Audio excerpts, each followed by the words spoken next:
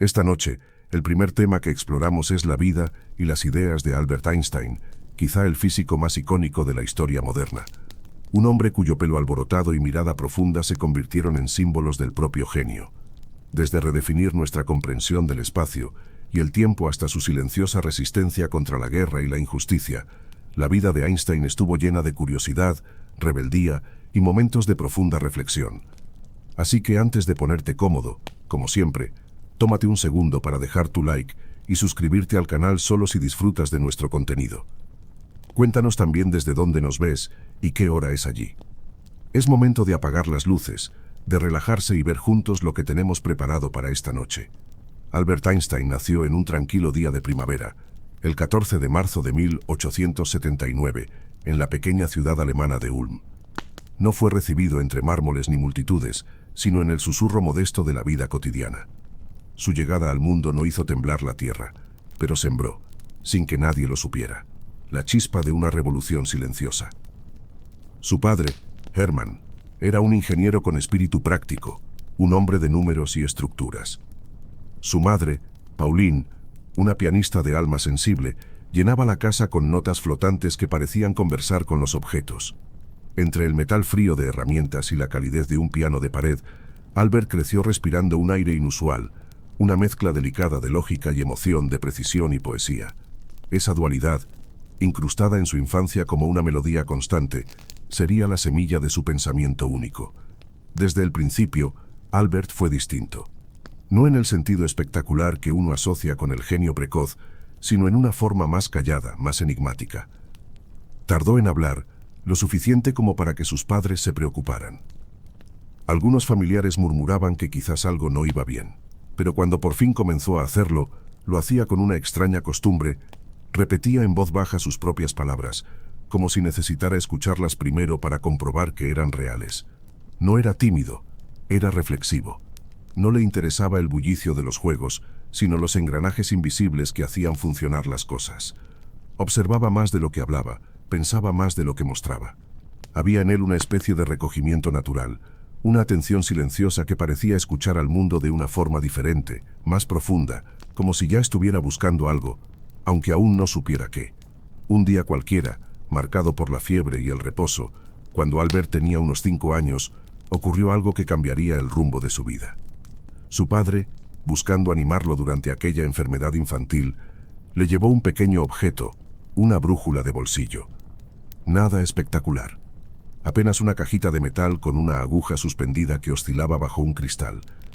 Pero para Albert, aquello fue mucho más que un juguete. Fue una revelación. La sostuvo con manos aún torpes, la giró, la inclinó, la sacudió.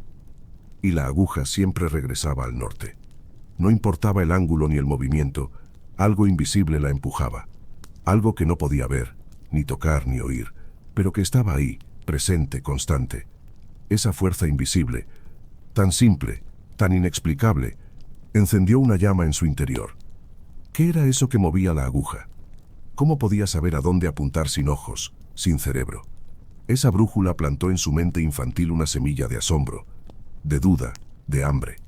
El mundo de repente era más grande, más extraño, más profundo de lo que parecía.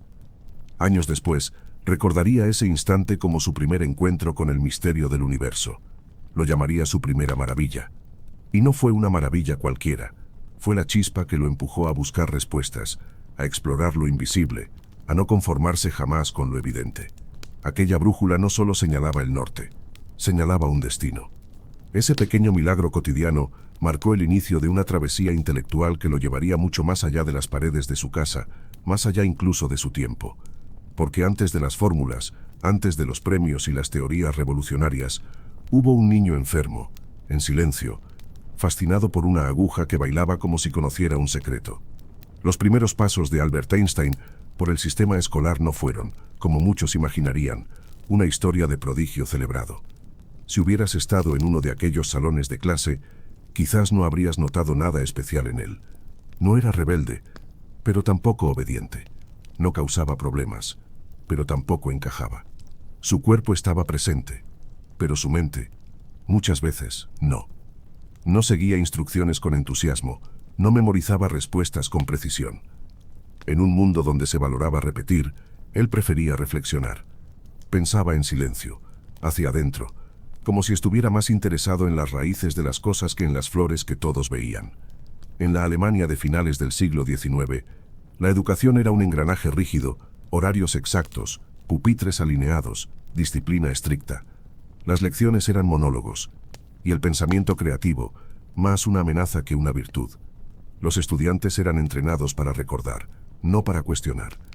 Pero Albert no quería repetir ideas ajenas. Quería entender lo que nadie explicaba. Mientras los demás recitaban sin pestañear, él se preguntaba por qué el cielo cambiaba de color, por qué el tiempo parecía estirarse o encogerse según el momento, por qué la luz se doblaba o se comportaba como partícula y como onda. Preguntas que no tenían cabida en los cuadernos escolares, pero que ardían en su interior como brasas silenciosas.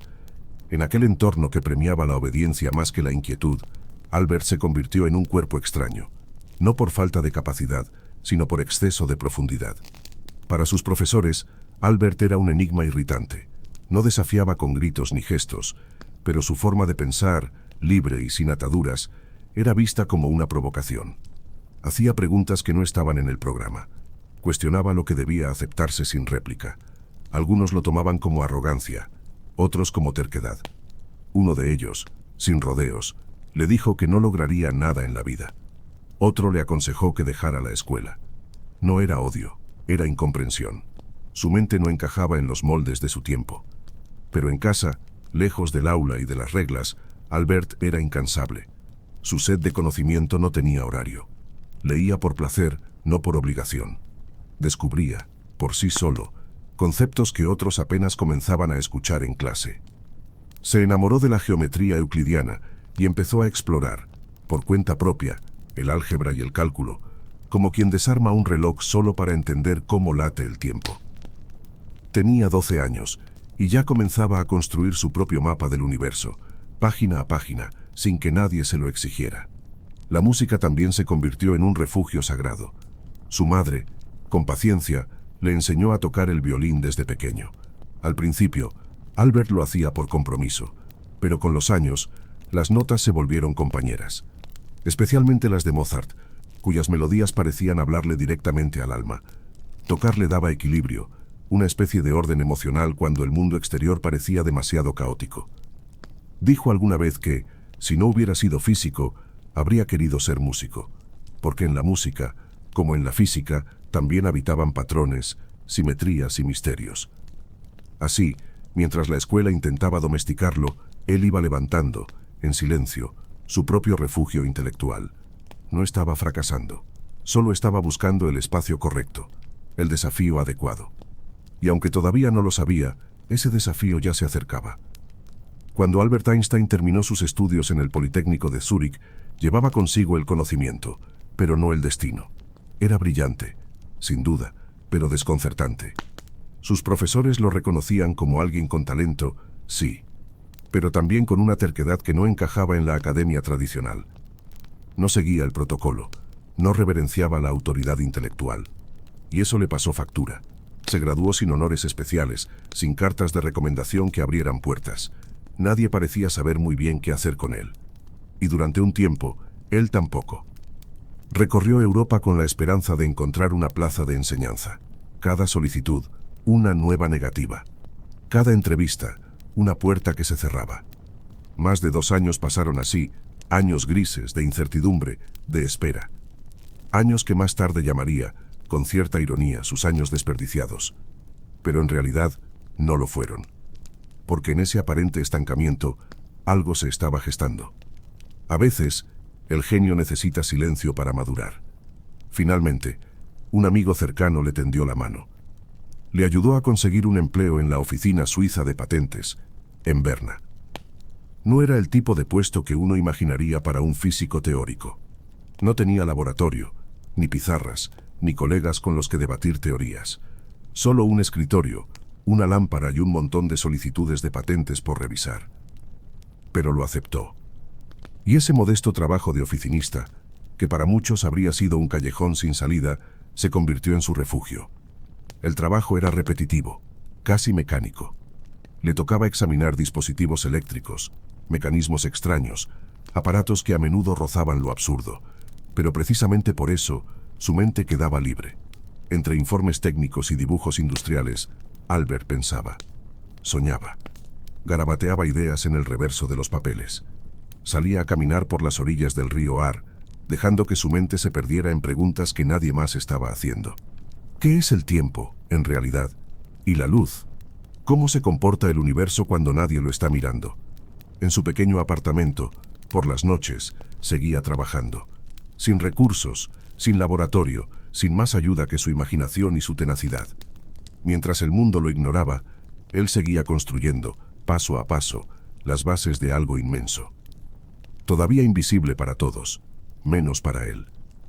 Durante aquellos años de soledad creativa en Berna, también encontró espacio para el amor.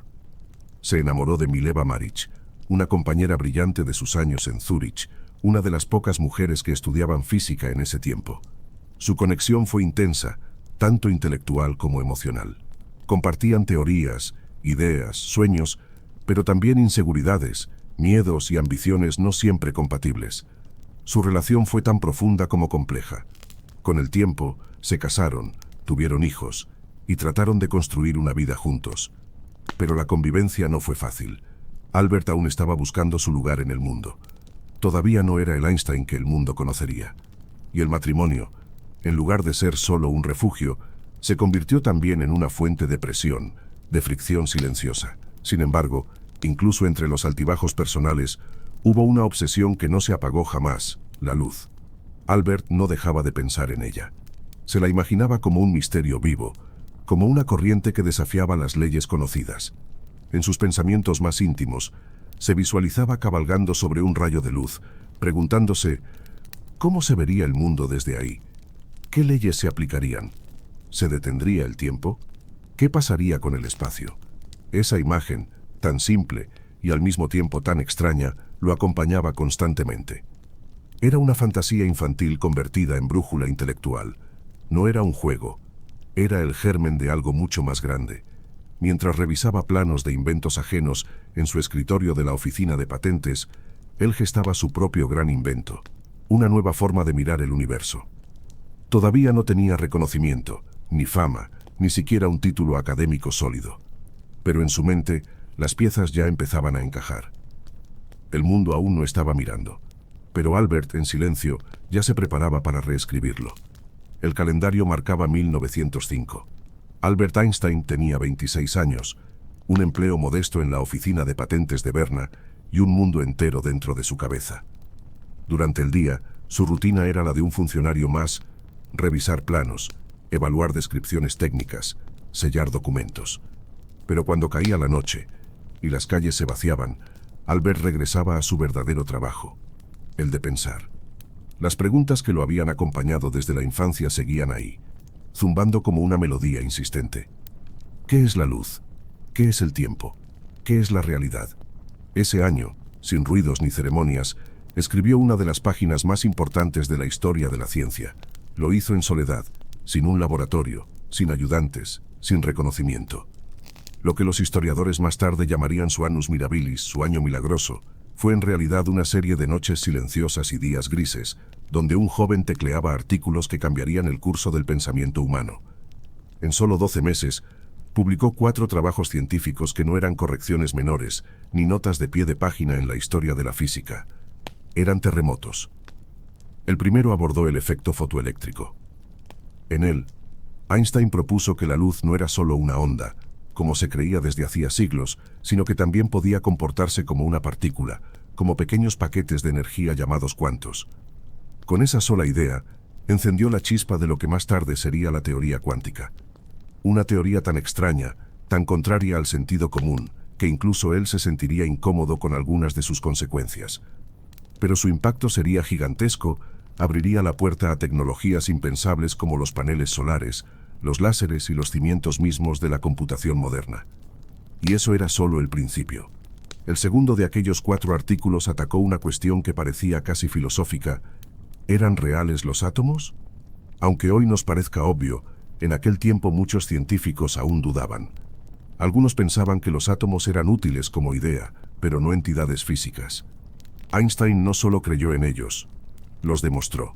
Mediante un análisis estadístico del movimiento browniano, ese temblor caótico de partículas en un líquido mostró que tal comportamiento solo podía explicarse si existían diminutas unidades invisibles moviéndose sin descanso. Con cálculos y lógica pura, dio forma al mundo microscópico. Lo invisible, de pronto, tenía peso, tenía sentido, tenía existencia. El tercer artículo, quizá el más revolucionario en su esencia, rompió con las nociones clásicas del espacio y del tiempo. Einstein propuso que no eran absolutos, como se había creído desde Newton, sino que dependían del movimiento del observador. Era la teoría de la relatividad especial. En este nuevo marco, dos personas en movimiento relativo entre sí no experimentarían el tiempo ni la distancia de la misma manera. El tiempo podía ralentizarse, el espacio podía contraerse. La realidad, al parecer, no era una estructura rígida, sino un tejido dinámico que se deformaba con la velocidad. Y luego, casi como un susurro que escondía una tormenta, llegó el cuarto artículo. Apenas unas páginas. Una ecuación breve, elegante y poderosa. Este mc, energía es igual a masa multiplicada por la velocidad de la luz al cuadrado. En esa simple expresión, Einstein reveló que materia y energía son dos caras de la misma moneda. Que una pequeña cantidad de masa contiene una cantidad colosal de energía. Era una idea tan revolucionaria que sus consecuencias aún nos rodean. En las estrellas, en los reactores nucleares, en la bomba atómica, y en la comprensión de que todo, absolutamente todo, está conectado a través de leyes más profundas de lo que jamás imaginamos. Y lo hizo solo. Sin universidad, sin equipo de investigación, sin laboratorio. Solo un escritorio, algunos papeles y una mente que no dejaba de hacerse preguntas. En el rincón olvidado de una oficina suiza, comenzó una revolución silenciosa. Una que cambiaría no solo la ciencia, sino nuestra forma de ver el universo. En 1919, Albert Einstein no descubrió una nueva ley ni publicó una nueva teoría. Lo que cambió ese año no fue su pensamiento, fue el mundo que, por fin, lo alcanzó. Durante un eclipse solar, una expedición liderada por el astrónomo británico Arthur Eddington confirmó una predicción audaz de la teoría de la relatividad general. La luz, al pasar cerca del Sol, se curvaba. Las estrellas parecían desplazarse ligeramente, como si el espacio mismo se doblara. Exactamente como Einstein había dicho que ocurriría. La noticia dio la vuelta al mundo. Los periódicos no escatimaron en titulares. Uno de ellos escribió: "Luces trastocadas en los cielos". Otro declaró que las leyes del universo acababan de cambiar. Y en el centro de todo estaba él, Albert Einstein. Un nombre que hasta entonces solo unos pocos conocían se convirtió, de la noche a la mañana, en sinónimo de genialidad. Ya no era el joven desconocido de la oficina de patentes, ni el pensador solitario que dibujaba fórmulas en papeles reciclados. Ahora era una figura pública, un símbolo, un rostro. Su imagen circuló por todo el planeta, y por primera vez en la historia moderna, un científico se convirtió en una celebridad global. No por espectáculo, no por escándalo, sino por ideas. La fama llegó como una ola, y Einstein fue arrastrado por ella. Reporteros lo seguían a cada paso. Las salas de conferencias se llenaban hasta los pasillos. Su rostro aparecía en portadas de revistas y periódicos, siempre acompañado de esa fórmula misteriosa, este mc. Una ecuación que pocos entendían, pero que todos sabían que significaba algo inmenso. Pero para Einstein, la fama era más una anomalía que un triunfo. No la buscaba, no la disfrutaba. Decía que se sentía como un animal en exhibición, observado por ojos curiosos pero sin verdadero entendimiento. Le llegaban cientos de cartas, desde admiradores sinceros hasta excéntricos con teorías imposibles. Algunas lo divertían, muchas lo agotaban. En medio del bullicio, él seguía siendo el mismo. Introspectivo, reservado, un hombre más cómodo con el pensamiento que con la atención. Prefería tocar el violín en soledad antes que asistir a una gala. Le gustaba navegar, aunque no era especialmente hábil. El agua, como el cosmos, le ofrecía una forma de perderse. Aunque ahora era un símbolo global, en su interior seguía siendo aquel joven de Berna que pensaba en silencio y soñaba despierto. Y aún así, bajo la presión de los focos, no dejó de pensar, de cuestionar, de investigar. Pero el tiempo ya no le pertenecía del todo. Entre homenajes, recepciones y demandas públicas, Empezaba a sentir que la claridad de sus días en la oficina de patentes, lejos de los elogios y del ruido, había sido, en cierto modo, su época más pura. Porque aunque el mundo pedía respuestas, él nunca dejó de hacer preguntas. Mientras el siglo XX se precipitaba hacia el caos, Albert Einstein se mantuvo firme, no solo como científico, sino como conciencia despierta en un mundo que parecía dormido ante su propia brutalidad. La Primera Guerra Mundial lo sacudió hasta lo más profundo. No podía comprender cómo millones de jóvenes eran enviados a las trincheras, envueltos en discursos patrióticos que justificaban la masacre. Le horrorizaba la glorificación de la violencia, la obediencia ciega, el nacionalismo desenfrenado. No solo estaba en contra de la guerra, estaba devastado por ella. Cuando muchos de sus colegas alemanes, filósofos, físicos, escritores, firmaban manifiestos apoyando el conflicto, Einstein se negó. Se alzó en solitario, con una voz serena pero firme, y coescribió un contramanifiesto que casi nadie quiso escuchar. Pero eso no le importaba. Para él, callar ante la barbarie era igual a participar en ella. Desde entonces, su ciencia ya no viajó sola, iba acompañada de un compromiso ético que creció con los años. Después de la guerra, su mirada se volvió aún más amplia. No podía limitarse al universo físico cuando veía al mundo humano derrumbándose. Empezó a hablar, a escribir, a implicarse. No por ambición política, sino porque sentía que no podía hacer menos. Denunció el nacionalismo como una enfermedad, el racismo como una deformación moral, el militarismo como una locura colectiva. Y comenzó a defender causas que en su tiempo eran polémicas: el pacifismo, los derechos civiles, el entendimiento entre pueblos. Apoyó el sionismo cultural como refugio espiritual, no como proyecto bélico. Y aunque ganó tantos admiradores como enemigos, nunca dejó de decir lo que creía necesario decir. Era un científico, sí, pero también se convirtió en algo más raro, una brújula moral en una época que había perdido el norte. Y entonces llegó la sombra más oscura. El ascenso de Adolf Hitler transformó a Alemania en una amenaza para todo lo que Einstein valoraba: la libertad, la razón, la ciencia, la dignidad humana. Mientras el antisemitismo se expandía como una plaga y los nazis tomaban el poder, Einstein comprendió que ya no había lugar para él allí. Ni su hogar, ni su prestigio, ni su voz estaban a salvo. En 1933, renunció oficialmente a su ciudadanía alemana y aceptó un puesto en el Institute for Advanced Study, en Princeton, Nueva Jersey. Allí, en el otro lado del océano, hallaría su refugio definitivo. Un exilio sin dramatismo, pero cargado de resignación. Era un nuevo comienzo, aunque el mundo no le daría tregua, porque mientras él buscaba paz, la guerra se preparaba de nuevo. Desde lejos, veía cómo el régimen nazi se fortalecía, y con él, una amenaza que parecía salida de una pesadilla científica, una bomba basada en el principio que él mismo había revelado. La energía contenida en la materia, esa verdad encerrada en este Miku, podía ser liberada con una violencia aterradora. En 1939, movido por la preocupación, Einstein firmó una carta dirigida al presidente Franklin D. Roosevelt. En ella advertía que Alemania podría estar trabajando en un arma nuclear y urgía a Estados Unidos a adelantarse. Aquella carta no fue una orden, ni un diseño técnico, pero sí fue la chispa política que encendió el motor del proyecto Manhattan. Einstein no participó en la creación de la bomba. Nunca entró en los laboratorios de Los Álamos, pero sintió el peso de esa carta como si hubiera apretado el gatillo él mismo. Su advertencia había nacido del miedo, no de la ambición. Pero cuando vio el resultado, la destrucción desatada sobre Hiroshima y Nagasaki, algo en su interior se quebró. Había revelado cómo liberar energía de la materia, pero jamás imaginó que el mundo usaría ese poder para destruir.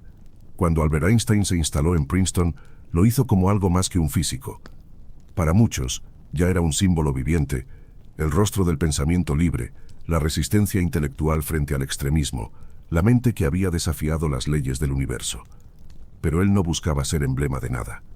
Lo único que quería, al llegar, era silencio. Vivía en una casa sencilla, en una calle tranquila bordeada de árboles. Nada ostentoso, nada diseñado para impresionar. Lo veían pasear solo, con las manos a la espalda, como si caminara por dentro de sus propias ideas. Su cabello revuelto al viento, sin sombrero, sin calcetines. Aceptaba visitas, pero solo si venían con sinceridad y sin reverencias. Desconfiaba de los homenajes. Le incomodaba la admiración sin profundidad. Allí, en Princeton, finalmente encontró lo que siempre había buscado entre ecuaciones y galaxias, un espacio donde podía respirar. En los pasillos del Institute for Advanced Study, Einstein dedicó sus años finales a una búsqueda que parecía más filosófica que científica. Anhelaba una teoría del todo. Una sola ecuación que pudiera entrelazar todas las fuerzas fundamentales del universo, la gravedad, el electromagnetismo, y quizás algo aún más esencial. No era solo ciencia, era casi una plegaria. Einstein creía, con fe racional, que el cosmos debía tener un orden más profundo. Que detrás del caos aparente había una estructura invisible, elegante, coherente. Pero esa respuesta, por más que la persiguiera, siempre parecía escurrirse. Mientras la nueva generación de físicos abrazaba la mecánica cuántica con su lenguaje de probabilidades e incertidumbre, Einstein se mantenía firme en su resistencia. Dios no juega a los dados con el universo, insistía. No hablaba de un Dios personal, sino del orden mismo. Para él, Dios era el reflejo de las leyes naturales funcionando con precisión matemática. No podía aceptar un universo entregado al azar. Quería un universo que pudiera entenderse, que tuviera sentido. Y más allá de las ecuaciones, su voz siguió siendo clara y valiente. Denunció el racismo en Estados Unidos con la misma intensidad con la que había condenado el antisemitismo en Europa. Apoyó causas por los derechos civiles. Levantó su voz contra las armas nucleares y se negó a ser cómplice del silencio. Su pensamiento no se detenía en el laboratorio, se proyectaba hacia la sociedad. Aún así, la mayor parte de sus días eran tranquilos. Se perdía entre libros, escribía cartas larguísimas, dejaba trazos de ecuaciones en hojas sueltas. Escuchaba música. Observaba el paso de las estaciones desde su ventana como si fueran parte de una sinfonía más. Algunos decían que se había quedado atrás. Él no lo creía. Ya no buscaba aplausos. Solo buscaba belleza. Y en cada pregunta sin respuesta, encontraba un motivo más para seguir pensando. Los últimos años de Albert Einstein fueron, en esencia, una continuación fiel de todo lo que había sido. Madrugaba, como siempre. Caminaba solo, dejando que sus pensamientos fluyeran con el ritmo del viento. Y escribía. Llenaba cuadernos y hojas sueltas con ecuaciones, diagramas, hipótesis. Seguía persiguiendo esa idea esquiva, ese hilo dorado que pudiera unificar todas las fuerzas de la naturaleza. Aunque la comunidad científica avanzaba por otros caminos, Einstein no se desviaba del suyo. Había aprendido a caminar solo, y lo hacía sin rencor. La fama, que otros habrían perseguido con entusiasmo, para él seguía siendo un ruido innecesario. Rechazaba premios, evitaba actos públicos, declinaba entrevistas. Y cuando en 1952 le ofrecieron la presidencia de Israel, tras la muerte de Chaim Weizmann, el primer mandatario del joven Estado, Einstein respondió con respeto, pero con claridad. No. Dijo que no estaba hecho para eso. Yo me ocupo de ecuaciones, no de personas. No buscaba poder. Buscaba claridad. En Princeton, sus vecinos no lo veían como una figura histórica, sino como un anciano peculiar y entrañable. Caminaba por el barrio sin calcetines, con el cabello despeinado y una sonrisa amable. A los niños les tenía especial afecto. Les regalaba dulces, les revolvía el pelo, les hacía preguntas curiosas. Y ellos, sin saberlo, le devolvían lo que más apreciaba, la libertad de pensar sin límites, de cuestionar sin miedo. Con el paso de los años, su cuerpo empezó a ceder. Su corazón, como todo lo demás en la naturaleza, siguió su propio curso. Cuando los médicos le ofrecieron una cirugía para prolongar su vida, Einstein la rechazó sin drama. Es de mal gusto prolongar la vida artificialmente, dijo con serenidad. He hecho mi parte. Es hora de irme. El 17 de abril de 1955, sufrió una hemorragia interna causada por un aneurisma aórtico. Lo llevaron al hospital, pero su decisión ya estaba tomada. No quiso intervención. No hubo despedidas teatrales, ni discursos finales. Solo una habitación tranquila, y sobre su escritorio, páginas cubiertas de fórmulas, aún seguía trabajando en su teoría unificada la noche anterior.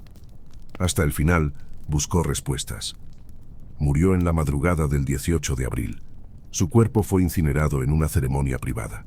Sus cenizas fueron esparcidas en un lugar no revelado, tal como había pedido. No quería monumentos, ni mausoleos, ni santuarios. No quería que su tumba se convirtiera en atracción. Pertenecía al universo. Y al universo volvió. El hombre que descifró la curvatura del espacio, que desnudó el tiempo y liberó la energía oculta en la materia, se desvaneció con la misma humildad con la que había vivido. Sin ruido. Sin ceremonia. Solo un susurro más en el tejido del cosmos que tanto amó. Albert Einstein ya no camina entre nosotros, pero su presencia persiste, no solo en las bibliotecas ni en los laboratorios, sino en algo más sutil, en la forma en que entendemos la realidad.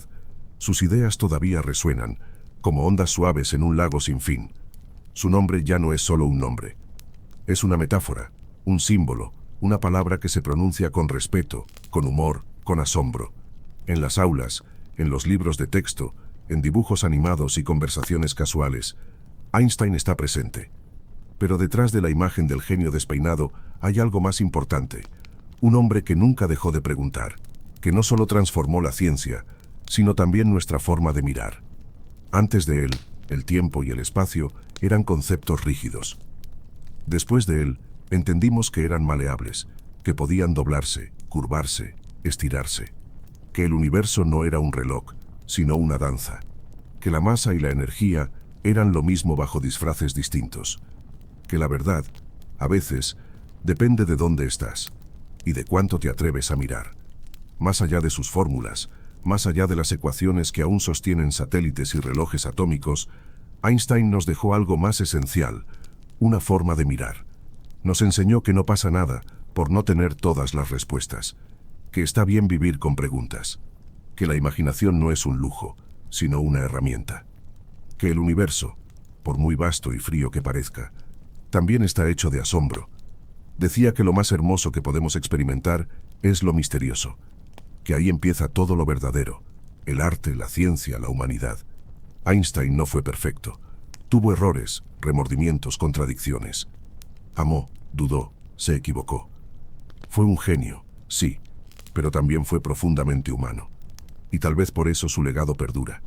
Porque no solo nos mostró cómo se curva la luz o cómo se estira el tiempo, sino cómo vivir con humildad ante lo desconocido. Hoy, su obra sigue viva. Viajamos con sus ideas, navegamos por el espacio gracias a sus cálculos. Miramos el cielo, y aún vemos cómo la luz se curva tal como él lo predijo. En cada pregunta que lanzamos al cosmos, hay un eco de su curiosidad. Así que, cuando mires las estrellas esta noche, recuerda esto: el universo sigue hablando. Y en ese murmullo, entre galaxias y silencios, aún se escucha la voz de Einstein, preguntando con una sonrisa: ¿y ahora qué? Duerme bien. Sueña en grande. Y, por favor, nunca dejes de preguntar por qué. Vamos con la segunda historia, el amanecer en Pompeya. Pero antes déjame hacerte una pregunta. ¿Qué pasaría si un volcán entrara en erupción y se llevara todo lo que tienes por delante? La mañana del 24 de agosto del año 79 dice: C. Despierta lentamente sobre Pompeya. El sol asciende con calma, derramando una luz tibia y dorada que acaricia tejados, columnas y callejones. Las sombras se estiran sobre las piedras pulidas del foro y la ciudad, poco a poco, se despereza. Los tenderos abren sus puertas, barren el polvo acumulado durante la noche y ordenan sus productos con manos rápidas y rostros aún somnolientos. Desde algún rincón se escucha el golpeteo constante del martillo contra el yunque. Los herreros ya trabajan el metal. En una panadería cerca del templo de Apolo, el horno de piedra ruge suavemente mientras los panaderos introducen las primeras hogazas. El aroma a pan recién hecho se mezcla con el de aceitunas negras, vino fermentado y ajo tostado. En los establos, los animales se inquietan. Los burros rebuznan, golpean el suelo con sus cascos, pidiendo agua. Mientras tanto, en una villa elegante, un artista tararea mientras encaja diminutas téselas de mármol en un mosaico aún inacabado. La ciudad respira. Pompeya vive. Un grupo de niños juega cerca de una fuente pública, chapoteando entre risas mientras el agua brilla bajo el sol. En una esquina, una vendedora de fruta parte higos maduros con manos rápidas, entregándolos envueltos en hojas de parra a una clienta que se abanica con desgana. No muy lejos, dos soldados sin servicio descansan apoyados en la entrada de una taberna, con copas de vino aguado entre los dedos y la mirada entrecerrada por el calor. El día promete ser sofocante. Por encima de sus cabezas, cuerdas de colada se tensan entre edificios, y las túnicas lavadas se agitan perezosas con la brisa de la mañana. Todo parece habitual, familiar, tranquilo. Y, sin embargo, algo no encaja del todo. Allí, al fondo, más allá de tejados y columnas, el Vesubio observa en silencio. Inmóvil, majestuoso, parte del paisaje como una estatua antigua. De su cima, esta mañana, se elevan tenues hilos blancos que se disuelven al instante en el cielo azul. A nadie le preocupa. Es solo neblina, dicen algunos. Una nube pasajera. Nada nuevo. Esta tierra tiembla de vez en cuando. Está viva. Y los pompeyanos, acostumbrados, han aprendido a no temerle. En un jardín trasero, una joven arranca hierbas aromáticas para la cocina. Menta, albahaca, tomillo. Sus pasos crujen sobre la grava, sus pensamientos van lejos. No nota que el zumbido de las abejas ha cesado, que los pájaros han huido. El aire parece más denso, más lento, como si el cielo estuviera conteniendo el aliento. En una casa vecina, un esclavo se detiene con un cubo en la mano. Mira hacia la montaña, frunce el ceño. Siente algo, una incomodidad que no sabe nombrar. Pero no hay tiempo para preguntas. Lo llaman desde dentro. La casa espera, las tareas siguen. La vida continúa. Como si el tiempo mismo no hubiera empezado ya a deshilacharse, en silencio, piedra a piedra. A eso de las 8:30 de la mañana, Pompeya ya bulle con vida. El sol se ha instalado en lo alto y calienta con fuerza las calles de piedra. En el mercado, el aire vibra con voces superpuestas, vendedores pregonando, clientes discutiendo precios, el tintinear de monedas, el crujido de cestas llenas de higos, lentejas, granadas. El olor es una mezcla densa, pescado recién traído del puerto, vinagre fuerte, sudor, pan caliente. Esclavos van y vienen con cántaros de agua, y los niños juegan entre columnas, zigzagueando entre piernas adultas y riendo con esa despreocupación que solo pertenece a los que no saben lo que viene. Todo parece normal. O casi. Porque algo, en el fondo, ha cambiado. De pronto, una leve vibración recorre el suelo. Un temblor pequeño, apenas una sacudida bajo los pies. No rompe nada, no derriba, pero detiene brevemente las conversaciones. Un silencio denso se forma por un segundo, y luego, como si nada, todo sigue.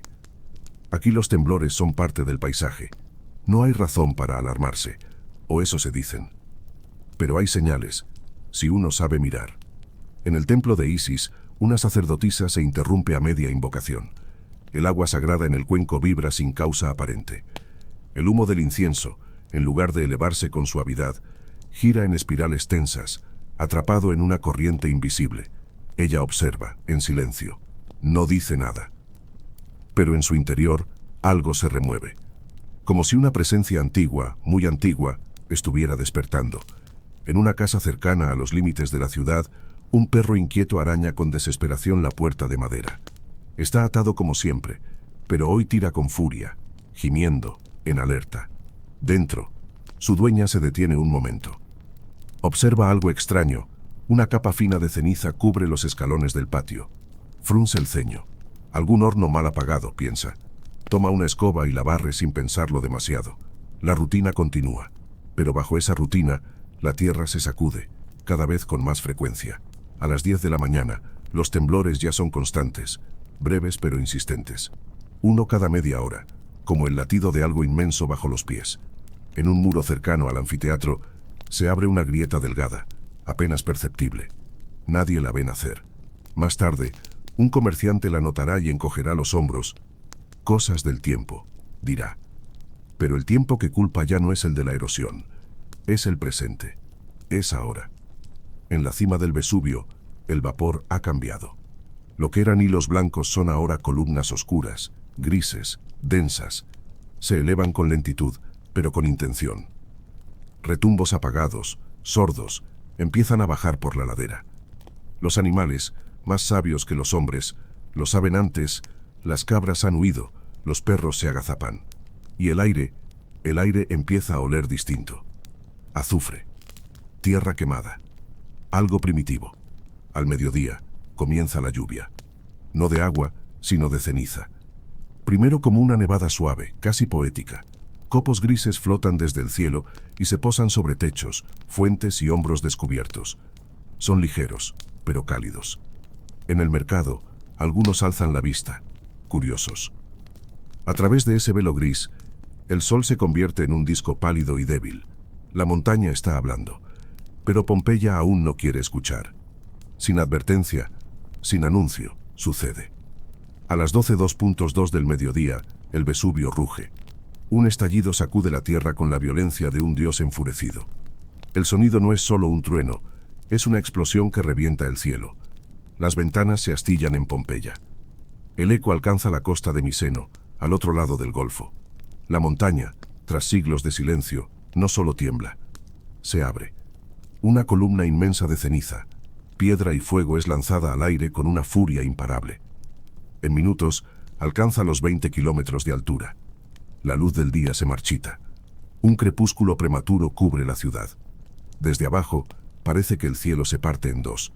En el foro, el caos estalla. La gente corre, grita, tropieza. Algunos miran hacia arriba, como buscando explicación. Los últimos pájaros desaparecen entre nubes negras. El sol se borra tras un velo de humo denso. Todo adquiere un brillo cobrizo, irreal, como si el mundo hubiera entrado en una pintura apocalíptica. La columna crece, se ensancha. Más tarde, Plinio el joven la comparará con un pino, un tronco recto que se abre en ramas de ceniza. Y luego, empiezan a caer piedras. No como lluvia, no como granizo. Pómez caliente, porosa, afilada. Al principio son pocas, dispersas. Rebotan en los tejados, hieren la piel, levantan polvo. Pero se multiplican, se vuelven más densas, más veloces. Las calles comienzan a cubrirse de gris. El suelo desaparece bajo capas de fragmentos volcánicos. El aire ya no es aire. El día ya no es día. La montaña ha despertado, y Pompeya acaba de entrar en su última hora. Dentro de las casas, el desconcierto se convierte en miedo. Algunos rezan a sus dioses, rodeando altares familiares con manos temblorosas. Otros no rezan, corren. Familias enteras intentan alcanzar las puertas de la ciudad. Algunos, en cambio, se atrincheran, convencidos de que sus muros de piedra los protegerán de lo que venga. Una mujer recoge sus joyas y las esconde en una vasija antes de bajar al sótano. Un panadero, cubierto de harina, guarda su dinero en un saco y tranca la puerta. Pero no hay refugio. No hay certeza. La ceniza entra por rendijas y tragaluces. Se adhiere a la piel, al aliento, al pensamiento. El aire se vuelve espeso, casi sólido. Respirar duele. La gente se cubre la boca con lo que tiene: telas, manos, oraciones. Los ojos arden, la garganta se cierra. El mármol de las villas, blanco y pulido, ahora es gris. El bronce se ennegrece. Las estatuas de los dioses desaparecen bajo capas de polvo, como si hasta ellos se rindieran. En el puerto, algo inquietante sucede: el mar retrocede de forma repentina. El agua se aleja de la costa, dejando al descubierto el lecho marino. Luego regresa con furia. Olas violentas golpean el muelle. Los barcos se sacuden, se sueltan de sus amarras, chocan entre sí. Algunos intentan escapar hacia mar abierto, pero el viento los empuja de vuelta, ciegos entre humo y ceniza. La superficie del agua se vuelve negra, espesa, como si también ardiera. En las colinas, un campesino observa en silencio mientras el cielo lanza piedras. Mira cómo el Vesubio ruge, no como un volcán, sino como una criatura viva. El tiempo se deforma. Los segundos se alargan, los minutos se congelan. Ya no hay ritmo, solo caos.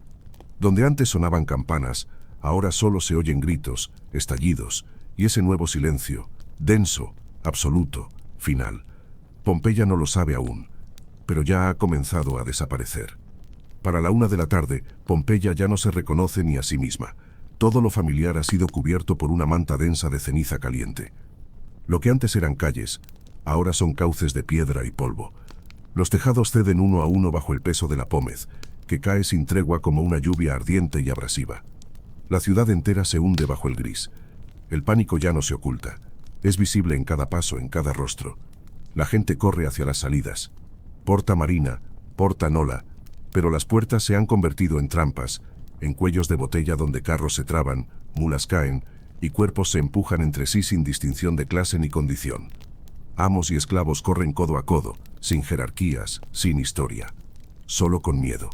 Dentro de las casas, la oscuridad es total. Aunque es mediodía, el sol ha sido borrado. Solo las lámparas de aceite, temblorosas y débiles, proyectan sombras que parecen moverse solas.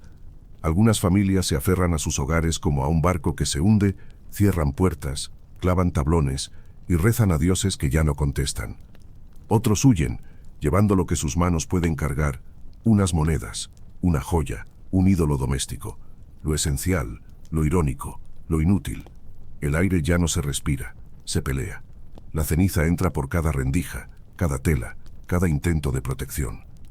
Toser se vuelve norma. Respirar, un lujo. Para los más viejos, para los más pequeños, para los que ya estaban débiles, es el final.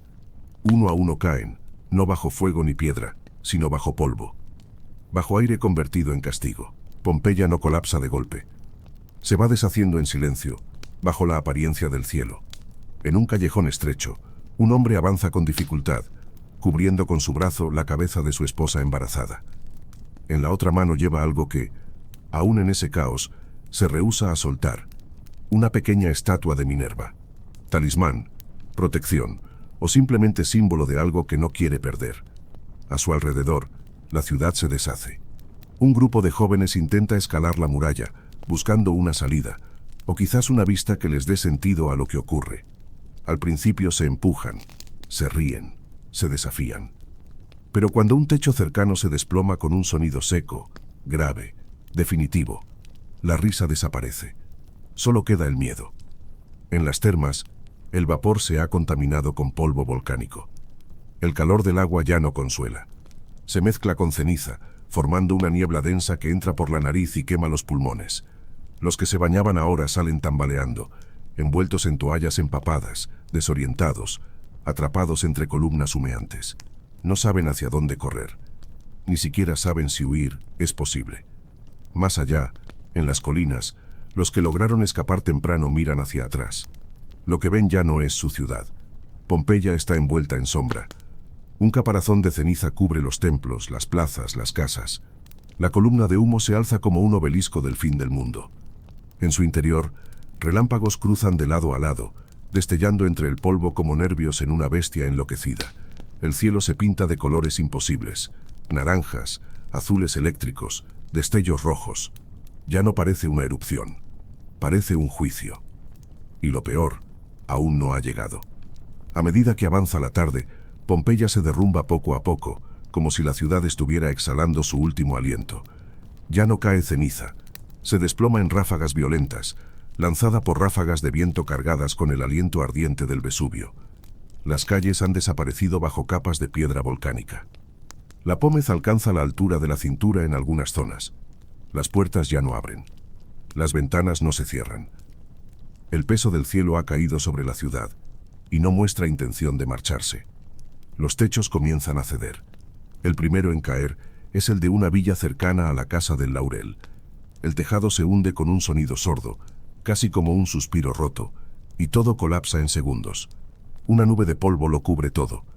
Las pinturas murales, los mosaicos, las figuras talladas, todo queda enterrado.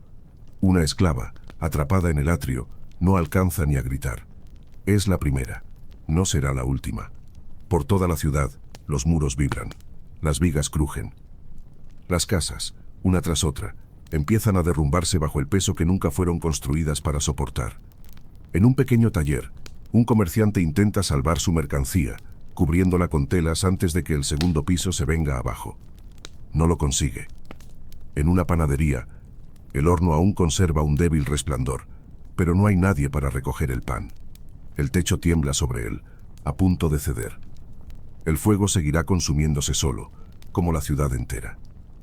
Pompeya no cae con una explosión. Se disuelve, se rinde. Y el Vesubio todavía no ha terminado.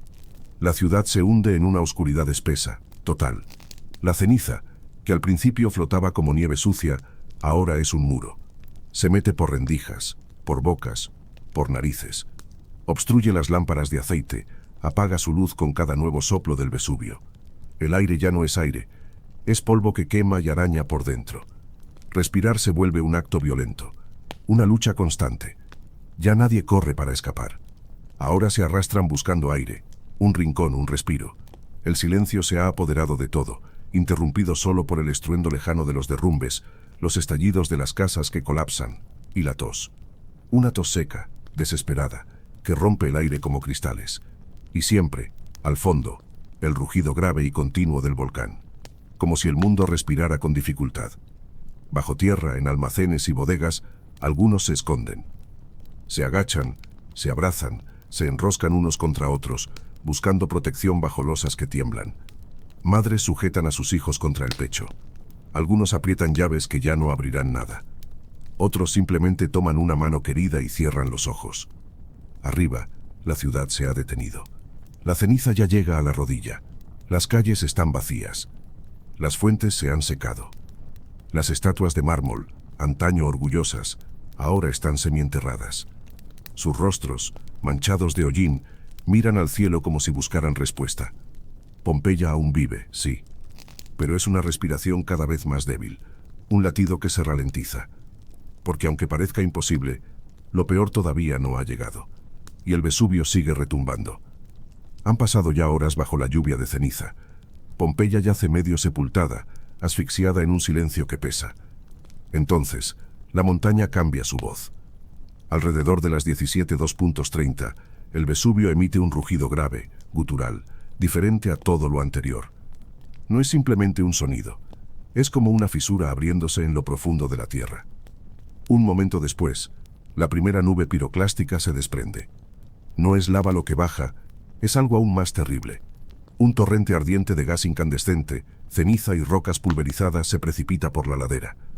Más de 700 grados Celsius, moviéndose más rápido que el viento, una avalancha gris que fluye como agua pero quema como fuego. Herculano es la primera en sentir el golpe. En menos de 5 minutos queda envuelta, engullida. Nadie allí tiene tiempo de huir. Mueren al instante, petrificados en agonía. Cuerpos carbonizados, cráneos que estallan por el vapor atrapado, nada se mueve. Y Pompeya ve, escucha, sabe que lo peor se acerca. Pompeya aún late, pero lo hace distinto. El aire, saturado de ceniza, se calienta con una furia nueva. Cada bocanada huele a azufre. Un nuevo temblor sacude la ciudad. Columnas oscilan, una estatua de bronce cae con estrépito. Los pocos que quedan ven ya, en el horizonte alrededor del Vesubio, un borde rojo que arde. El murmullo de la tierra hirviendo se escucha bajo sus pies, como si el mundo estuviera cocinándose. Algunos intentan huir otra vez, pero no hay rutas libres. Las casas están bloqueadas, los pasillos cerrados. Un niño se aferra al vestido de su padre bajo un techo desplomado, pregunta por los dioses. El hombre guarda silencio. Lo ignora. No tiene respuesta. Cuando el reloj marca las 6:30, el cielo se oscurece del todo. Las nubes negras devoran la luz. La ceniza sube ya hasta los hombros de las estatuas, se enrosca alrededor de los puestos del mercado.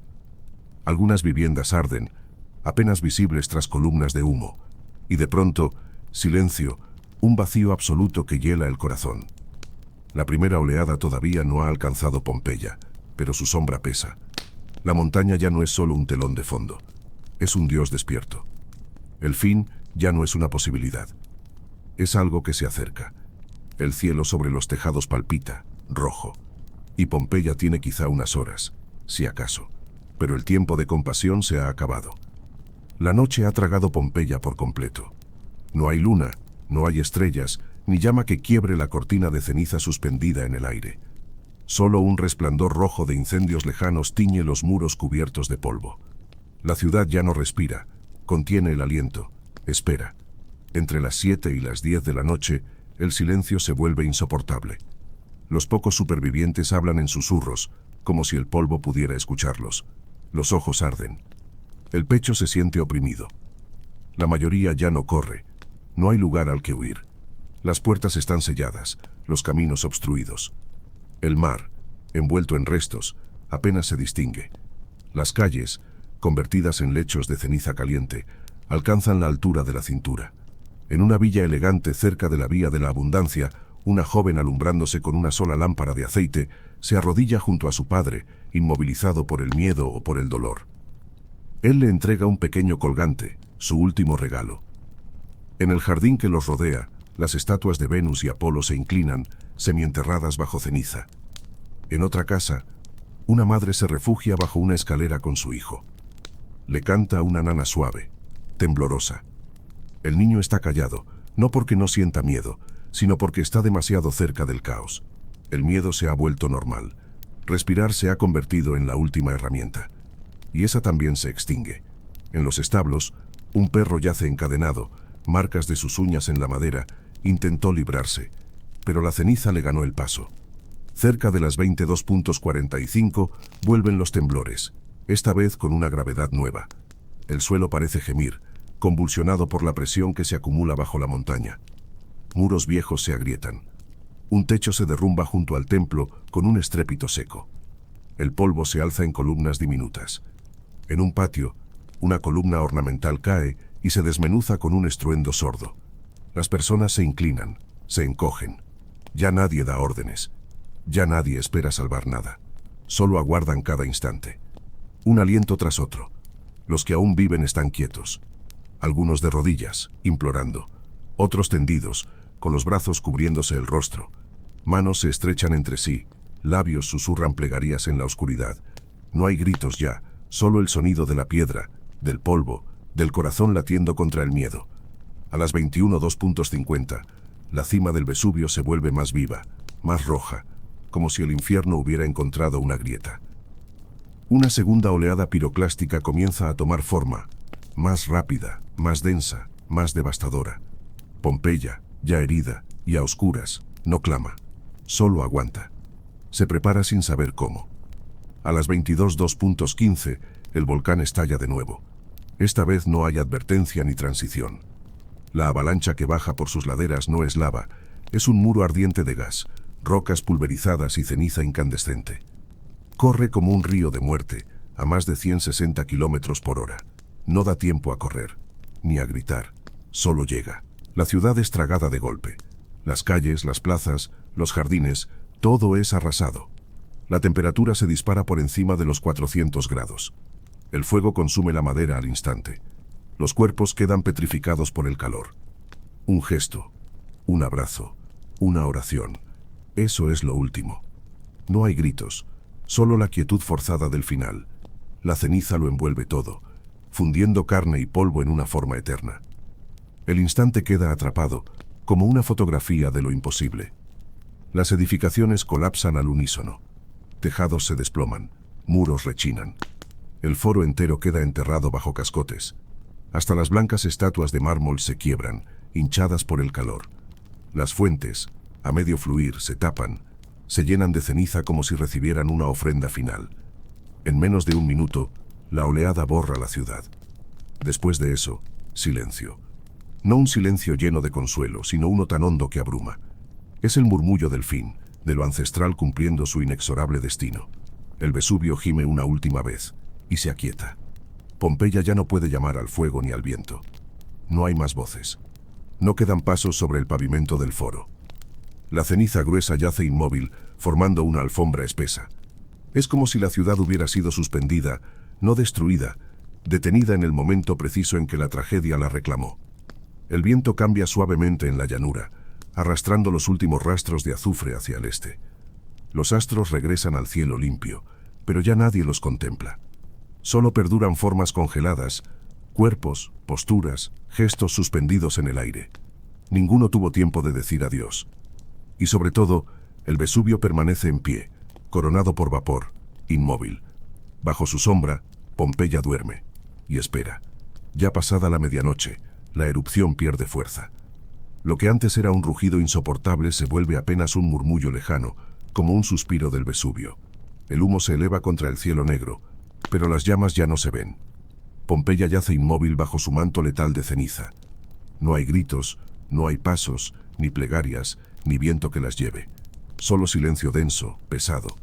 Bajo esa capa sombría la ciudad reposa. Los templos siguen erguidos, aunque semienterrados, sus dioses silenciados por la piedra. Ánforas intactas descansan en cocinas. hogazas petrificadas aún dentro de hornos, mesas dispuestas como si esperaran comensales que nunca volverán. Monedas olvidadas en cajones, sueños suspendidos. El tiempo se ha detenido, pero nada ha sido movido. Nadie llega a rescatarlo. No días, ni años, ni siglos bastan. La naturaleza reclama lo que fue suyo. Enredaderas trepan por columnas rotas, la tierra se enfría poco a poco, nuevos brotes nacen en la ceniza. Hierba donde antes resonaban voces. Pompeya, borrada de mapas y memoria, parece desvanecerse en la historia. El Vesubio se aquieta, su furia apagada. Hasta que, 700 años después, el silencio se rompe. En 1748, durante unas obras rutinarias, unos obreros hacen un hallazgo inesperado, muros pintados, vivos, delicados, milagrosamente preservados. Siguen cavando. Y lo que surge del polvo no son solo muros, son habitaciones enteras, esqueletos curvados, mosaicos aún vibrantes, calles detenidas en su último suspiro. Pompeya comienza a abrir los ojos. Llegan arqueólogos, curiosos, artistas, como en peregrinación. Retiran la ceniza con pinceles, rellenan los huecos dejados por los cuerpos con yeso líquido, y así emergen las siluetas del final, un hombre encogido en una escalera, una joven abrazada a su collar, un perro congelado en el acto de resistirse a su cadena. No vemos solo restos, vemos vidas interrumpidas. Pompeya se transforma. Ya no es solo una tragedia. Es testimonio. Es eco. Una ventana detenida en el tiempo que muestra lo que es ser humano, el miedo, el amor, la belleza, la pérdida. Una ciudad puede desaparecer en una noche, y sin embargo, seguir hablando 2000 años después. Hoy caminamos por esas mismas piedras. Nos asomamos a los hogares donde otros rieron, soñaron, lloraron. Observamos rostros de yeso moldeados por el fuego y el silencio, y en ese silencio, imaginamos sus voces. Ya no están, pero no están perdidos. Porque a veces, el pasado no se ha ido del todo, solo espera a ser escuchado. Y en la ceniza quieta del Vesubio, Pompeya todavía murmura. Seguimos con otra historia. La Gran Migración. Si eres empático y te cuesta poco ponerte en el lugar de los demás, te va a dejar pensando y reflexionando. A principios del siglo XX, comenzó un éxodo silencioso que cambiaría el paisaje humano de Estados Unidos. Desde los campos húmedos de Georgia, los pantanos de Mississippi, los cañones de Alabama y los humedales de Luisiana, familias negras empacaban lo poco que poseían, escabulléndose en la oscuridad de la noche o madrugando sin hacer ruido. Algunos abordaron trenes cuyo humo parecía promesa, otros viajaron en carro o al trasero de vagones, con niños dormidos sobre sacos de ropa vieja. Huían de los azotes del racismo institucionalizado, de las leyes de Jim Crow, de los linchamientos, de deudas heredadas, de una vida que les decía que no tenían derecho a soñar. Buscaban algo frágil, claro, apenas un susurro: libertad. Entre 1910 y 1930, más de 1.200.000 afroamericanos abandonaron el sur rural. Se dirigían hacia ciudades del norte: Chicago, Detroit, Nueva York, Filadelfia, ciudades donde creían que podrían respirar diferente. El éxodo no fue solo físico, también espiritual. Cada familia que dejó su hogar arrastraba memorias, miedos, esperanzas. Cambiaban de paisaje, pero llevaban el sur consigo, en las canciones que entonaban en el tren, en los nombres de ancestros que pronunciaban con reverencia, en la fe de que las barreras pudieran romperse. Este movimiento masivo fue bautizado por los historiadores como la Gran Migración. Fue, en sus propias vidas, algo más que una estadística, fue la salida hacia el aire libre, el derecho a existir sin temor, la promesa de oportunidades que el sur les negó. Fue respirar de nuevo. Ciudades como Chicago, Detroit y Filadelfia se convirtieron en refugios de esperanza para quienes huían del sur. Pero fue Harlem, allá arriba en Manhattan, la que ardió más brillante. Inicialmente pensada para familias blancas de clase media alta, Harlem cambió radicalmente cuando, a principios del siglo XX, el mercado inmobiliario colapsó y muchos propietarios buscaron inquilinos donde antes no los querían. La comunidad afroamericana llenó esos vacíos. Y lo que emergió fue algo más que un barrio. Fue santuario, punto de encuentro, taller de sueños. En esas cuadras vivían doctores, sastres, zapateros, poetas y músicos. Una red tejida con habilidad y deseo. Predicadores lanzaban sermones llenos de fervor. Saxofones, trombones, voces vibrantes se mezclaban con el eco de los pasos sobre las banquetas.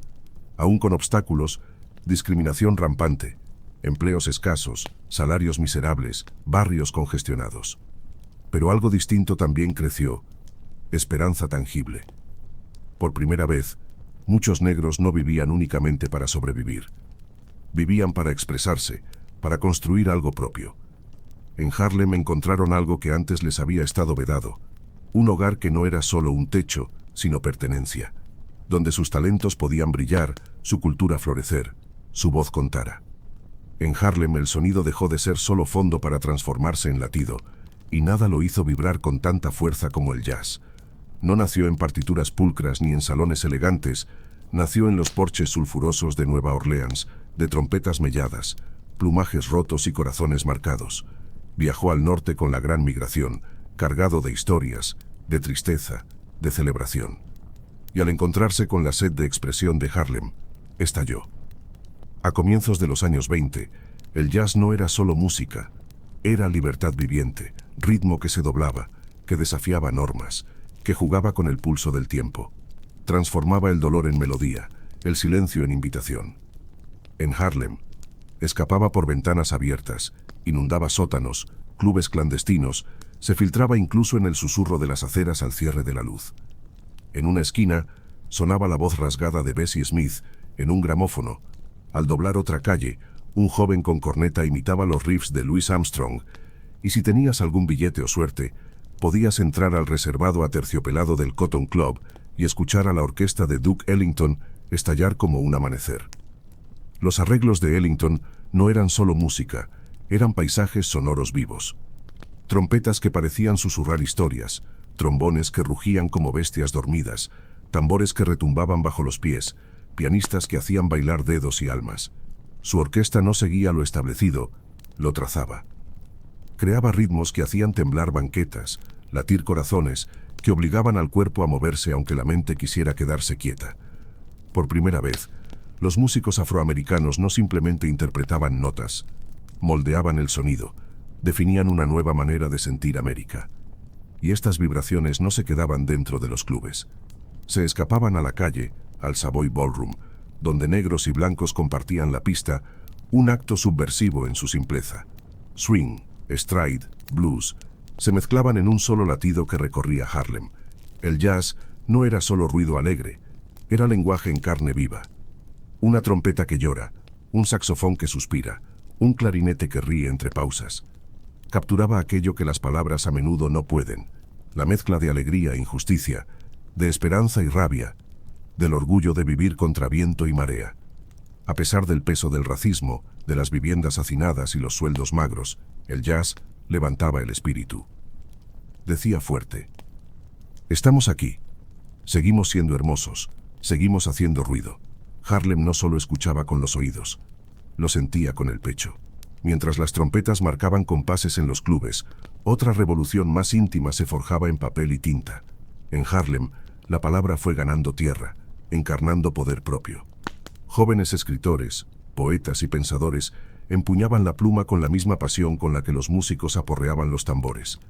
No escribían para la fama, escribían por verdad, por memoria, por justicia, por ser escuchados.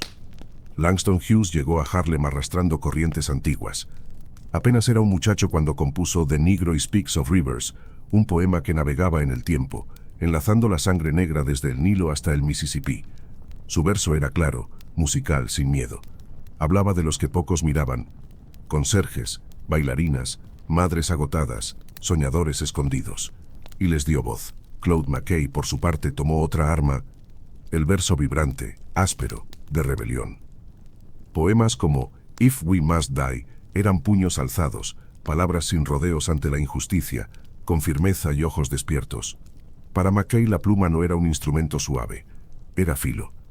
Y estaba también Zora Neale Hurston, criolla de Eatonville, Florida, el primer poblado estadounidense completamente negro, que llegó al Harlem Renaissance con una sensibilidad única.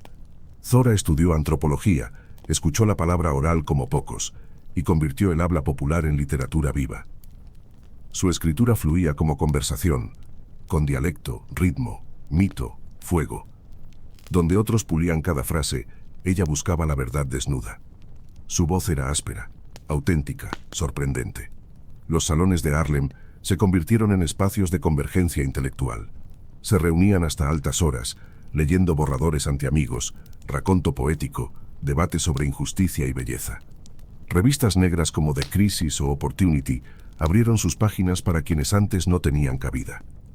Voces que habían sido silenciadas o ignoradas cobraron vida, sin pedir aprobación, sin domesticar el tono, hablando de lo que ardía en el pecho. No intentaban mimetizarse, intentaban ser vistos. En cada cuento, verso o ensayo, emergía una pregunta silenciosa, a veces grito, a veces canción suave. ¿Qué significa ser negro en América? A veces con el dolor de la derrota, otras con la dulzura de la esperanza, pero siempre con la pluma levantada. Porque en Harlem, escribir fue una forma de resistencia.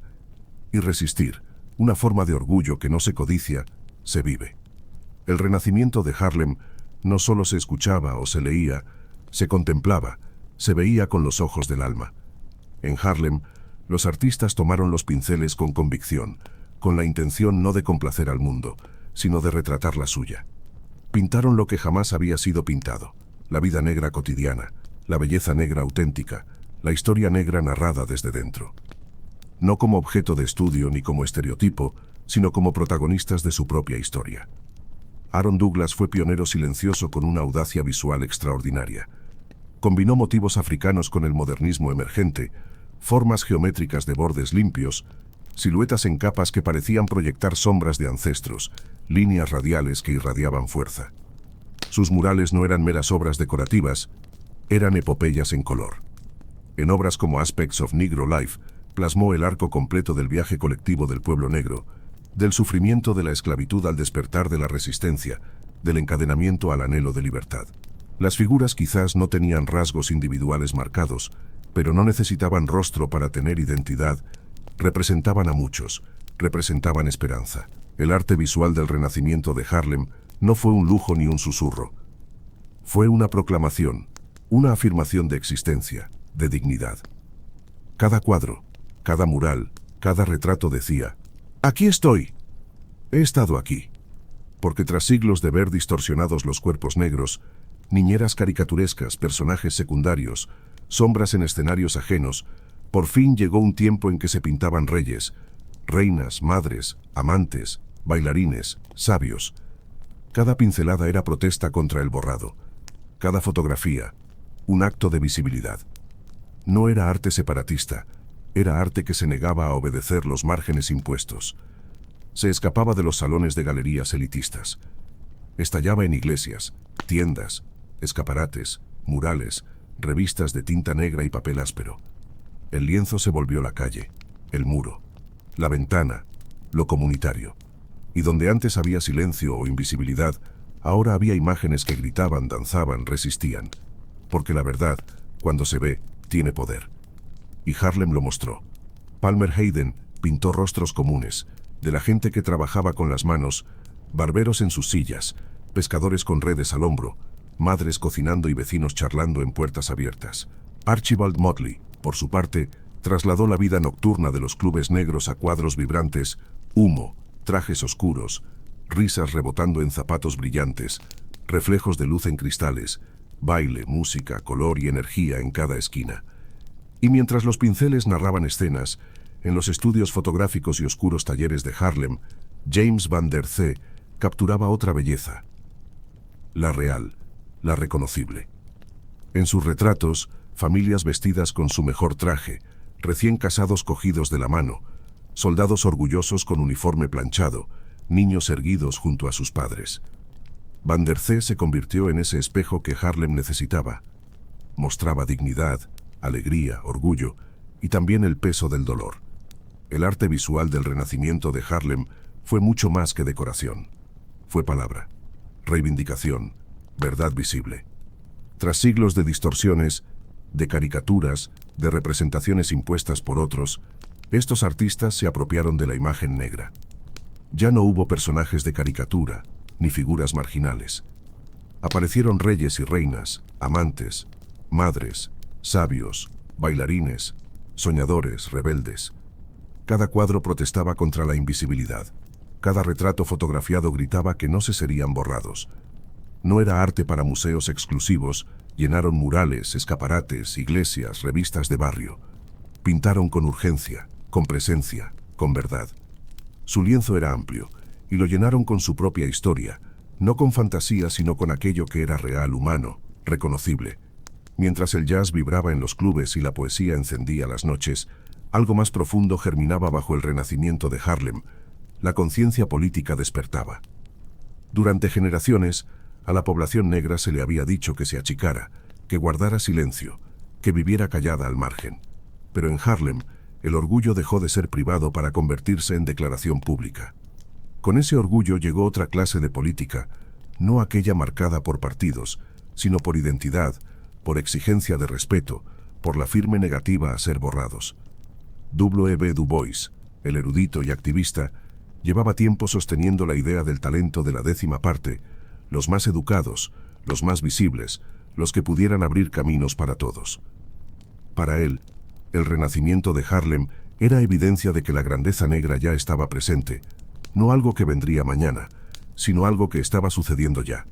Instaba a los artistas a no conformarse solo con la belleza, sino a que su obra sirviera también para iluminar la verdad, desafiar el racismo y revelar lo oculto. No todos marchaban al mismo ritmo. Algunos jóvenes creadores, como Langston Hughes, se rebelaron contra la idea de que el arte negro debía comportarse bien. Hughes quería libertad total, escribir desde los humildes, de los que luchan, de la alegría intensa y del enojo, del orgullo cotidiano. Decía: sabemos que somos hermosos, y feos también. Para él, la política del orgullo implicaba mostrarlo todo, la humanidad negra en su forma plena, desordenada, gloriosa. Después llegó Marcus Garvey, quien ofrecía una visión diferente pero igualmente potente. Mientras Du Bois apostaba por la integración, por destacar dentro del sistema, Garvey soñaba con independencia. Con la unia como bandera, hablaba de autosuficiencia, de comercio negro, de regresar a raíces africanas. Sus desfiles llenaban calles con pancartas y banderas rojas, negras y verdes, símbolos visibles de identidad y resistencia. Hablaba de barcos, de puertos, de industrias en manos negras, de liberarse de sistemas que siempre los habían marginado. Estas voces, Du Bois, Hughes, Garvey y muchas otras, no siempre coincidían. Tenían debates fuertes, desacuerdos profundos, pero juntas formaban un coro poderoso. Y en Harlem ese coro resonaba, no solo cultural, sino político. No pedían permiso ni aprobación, construían espacios propios. Bajo cada nota de jazz, cada verso, cada pincel y cada silencio, latía un mensaje firme: existimos, importamos, somos. En el escenario resplandeciente de Harlem emergió una nueva clase de mujer, audaz, erudita, indómita. No era musa pasiva ni figura al margen, cantaba, escultaba, escribía, investigaba. No esperó ser convocada al foco, sino que lo tomó. Al hacerlo, se volvió parte inseparable del Renacimiento. Zora Neale Hurston ardía con luz propia. Folclorista, novelista, antropóloga de origen rural, voz que no pedía permiso. Llevó a la literatura el habla de su gente, los mitos que sus abuelos contaban bajo la luna, los ritmos y cadencias del sur profundo. Donde otros buscaban perfección, ella buscaba honestidad. Sus personajes no eran idealizados, lloraban, se reían, se equivocaban, se levantaban. En Their Eyes Were Watching God, entregó al mundo una protagonista que halló su voz no solo a través del amor, sino también mediante la pérdida, el arraigo con la tierra, la fuerza interior. Zora fue la única estudiante negra en Barnard en su tiempo, y lo vivió. Pero lejos de retraerse, cruzó fronteras reales y literarias. Viajó por pueblos del sur, recogiendo canciones antiguas, historias que no se habían contado, voces que se perdían. No abordaba su cultura como etnógrafa distante, sino como heredera, aquello que merece ser preservado, celebrado y vivido. No estaba sola en ese fuego creativo. En París, Josephine Baker rompía moldes. Descalza, vibrante, desafiante. Bailaba con alegría insolente, burlándose de los estereotipos que otros intentaban imponer. Y cuando las luces se apagaban, su valor no cesaba, Colaboró como espía en la Segunda Guerra Mundial, enviando mensajes secretos para la resistencia francesa. En casa, mujeres como Ma Rainey y Bessie Smith alzaban sus voces en el blues, cargadas de dolor, de placer, de rabia, de poder. Sus letras no suavizaban la realidad, la mostraban cruda. Cantaban no para complacer, sino para liberarse, para que su verdad, y la de todas, resonara fuerte. Las mujeres del Renacimiento no solo inspiraron, organizaron. Fundaron clubes, redactaron ensayos, abrieron salones literarios, crearon espacios de refugio, de debate, de afirmación. Lucharon por los derechos de las mujeres mientras también enfrentaban la discriminación racial, una doble lucha. No aceptaron ser personajes secundarios. Fueron arquitectas de cambio, artífices de significado. Redefinieron lo que era ser negra y mujer, sin vergüenza, sin filtros, sin pedir permiso. Cada nota que cantaron, cada verso que escribieron, cada cuadro que pintaron, llevaban un mensaje palpable: no nos callarán. Yo también soy historia. Cuando el sol descendía detrás del horizonte de Manhattan y las farolas parpadeaban una a una, Harlem se convertía en otra ciudad. Durante el día, era un hervidero de familias, de obreros, de intelectuales con libros bajo el brazo. Pero de noche, todo cambiaba. Bajo la piel del vecindario latía un pulso distinto, más salvaje, más libre, más urgente. El humo del tabaco y el murmullo de conversaciones flotaban en el aire. Los clubes se llenaban, los salones rebosaban, y la música, siempre la música, se apoderaba de las calles. Uno de los epicentros de esta vida nocturna fue el legendario Cotton Club. Brillaba como una joya cara en medio del vecindario, reluciente y lleno de lujo, pero también marcado por la contradicción. Era un espacio deslumbrante y segregado. Las mesas estaban reservadas para una clientela blanca vestida con trajes de etiqueta y perlas centelleantes, mientras que los artistas negros, excluidos del público, dominaban el escenario. Allí reinaba Duke Ellington, con su orquesta imponente y dedos que dictaban ley sobre el teclado. La pista ardía bajo los pies de bailarines que parecían volar. El sonido rebotaba en las paredes y el alma se encendía con cada compás. Era un espectáculo tan sublime, tan hipnótico, que ni la hipocresía racial podía ignorarlo. Era una paradoja, talento negro cautivando audiencias blancas en un local que no les permitía sentarse como iguales. Pero esa noche, esa música, esa entrega absoluta, era suya. En cada solo, en cada nota, los artistas reclamaban poder. Con cada actuación, desafiaban las reglas escritas para mantenerlos al margen. Y lo hacían no con discursos, sino con ritmo, con estilo, con arte tan potente que obligaba a mirar. La segregación no los detuvo, se apropiaron del escenario con un brillo que atravesaba cualquier límite impuesto. En otro rincón de Harlem se alzaba el Savoy Ballroom, un lugar distinto. No había cordones, ni se segregaba al público, todas las pieles bailaban juntas. Allá se danzaba el Lindy Hop entre círculos amplios, falda que gira y vuela, zapatos que se escurren en el piso reluciente. El suelo vibraba con la dicha del movimiento. La música allí era más cruda, más urgente, un pulso que se sentía bajo los tamborileos de los pies. Pero no todo el arte sucedía en pistas iluminadas. Había locales escondidos, bares clandestinos en pisos superiores, apartamentos convertidos en salones efímeros donde desconocidos se hacían amigos compartiendo discos y vino barato. No eran simples fiestas, eran ceremonias de liberación. En un mundo que pretendía silenciar su voz, las noches de Harlem eran un derecho, un espacio donde se reía alto, se movía libre, se ocupaba espacio. Ahí, escritores tomaban servilletas para bocetar versos. Músicos conversaban en medio de los descansos entre sets, intercambiando riffs improvisados. Pintores delineaban bocetos de sus visiones con la luz tenue de una vela. Filósofos debatían mientras el humo se enroscaba en el aire y el bourbon llenaba vasos. Cada noche era promesa de creación, de chispa viva. Por supuesto, el glamour tenía su otra cara. Había artistas que recibían monedas miserables a cambio de su genialidad. Bailarinas que trabajaban hasta el amanecer y al alba debían limpiar cuartos ajenos. Detrás del brillo había muchas aristas. Aún así, algo electrizante vivía en esas horas tardías. Algo que gritaba en silencio: estamos vivos. Tenemos luz. Vamos a brillar, incluso cuando la noche amenaza. y lo hacían. Brillaban. En Harlem, incluso la forma de vestir fue una declaración de intenciones. No era simplemente cuestión de moda. Era una respuesta contundente a una sociedad que buscaba invisibilizarlos. Cada prenda, cada pliegue, cada elección de color hablaba por sí sola. El estilo era una bandera no ondeada, sino vestida. El mensaje era claro.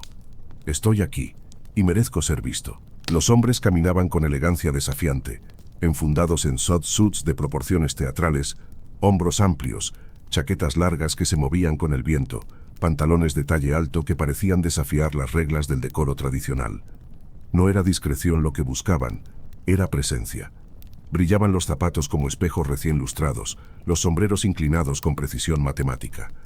Hasta el simple acto de pasear por Lenox Avenue se volvía performance, un paso firme, un compás interior que decía, este espacio también me pertenece. Las mujeres no se quedaban atrás. Eran poesía en movimiento.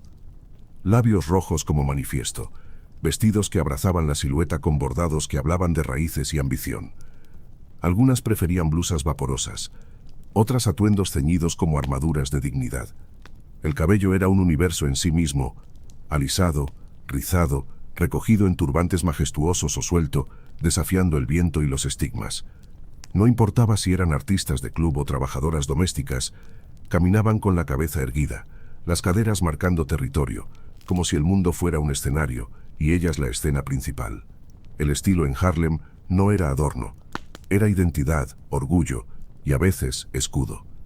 En un país que les exigía encogerse, vestirse con grandeza fue una forma de decir, no solo existo, brillo.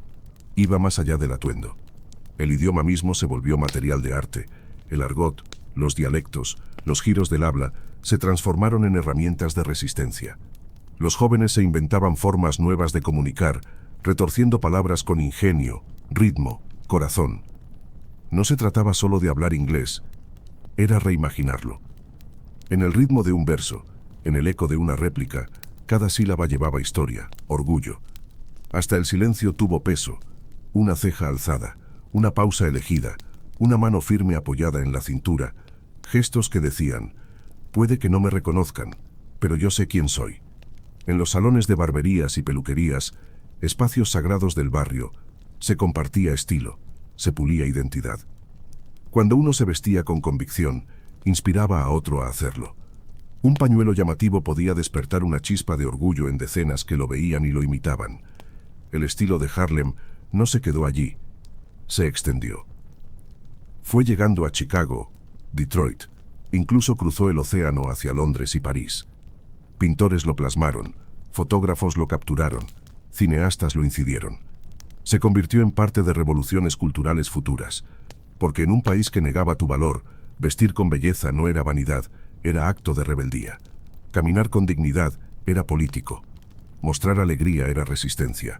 Y en cada pluma, cada tacón, cada adorno dorado, Harlem decía, no me oculto, deslumbro.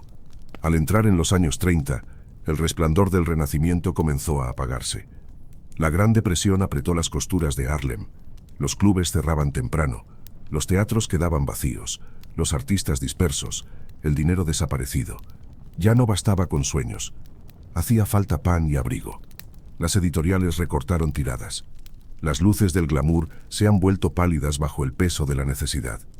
Pero aunque el brillo se difuminó, la llama no se extinguió, simplemente cambió de tono. Lo que se gestó en sótanos victorianos, en salones iluminados por velas, siguió latiendo en la memoria. En las páginas de los libros que todavía se imprimían, en discos viejos reproducidos en reproductores domésticos, en canciones que viajaban de boca en boca. Escritores se volvieron mentores silenciosos, músicos se transformaron en leyendas vivas, pintores siguieron siendo espejos que reflejaban historia. Y las ideas, dignidad, expresión, resistencia, orgullo, no se dispersaron con el cierre de los clubes, al contrario, se hicieron raíces profundas. Los ecos del renacimiento de Harlem no se quedaron atrapados en el pasado, se filtraron hacia el futuro. Sus poetas y artistas sembraron una cadencia que aún vibra en cada verso, cada riff, cada grito por justicia. Escuchas la voz de Langston Hughes en los poemas de Maya Angelou, en la risa fuerte de Nicky Giovanni. Sientes la furia de Claude McKay en los discursos de Malcolm X. en los versos afilados de Gilly Scott Heron, en los beats que hicieron temblar las calles del Bronx. La elegancia del soul, la potencia del hip hop, la mirada directa del teatro negro contemporáneo, todo lleva el pulso de Harlem en su núcleo. Hoy, caminar por Harlem no es solo recorrer un barrio, es atravesar un santuario vivo. El Apollo Theater sigue iluminado, testigo de generaciones que subieron al escenario para contar su verdad. Los murales pintan resistencia en colores brillantes. Las librerías independientes, las galerías y los centros comunitarios siguen siendo faros. Harlem no es un museo. Es un corazón que late con cada nota, con cada paso decidido por sus aceras. Es memoria activa. El renacimiento de Harlem enseñó que la cultura puede ser un arma, un escudo, un puente. Que la belleza es resistencia. Que el arte tiene el poder de transformar sociedades enteras. No fue solo una época dorada. Fue un acto de afirmación en medio de la negación. Una voz que se alzó cuando todo decía que debía callarse. Así que, cuando el día se apague y el murmullo de la ciudad baje, recuerda, Harlem no solo fue un renacimiento. Fue una revolución creativa. Un recordatorio de que cuando un pueblo reclama su espacio con palabras, música, arte y estilo, lo que construye no se borra, se vuelve eterno. Y ese legado no solo sobrevive, florece. En cada uno que decide alzar la voz, crear, vivir con orgullo, Harlem vive. Porque no fue solo historia, fue inicio. Y el eco de su verdad sigue resonando.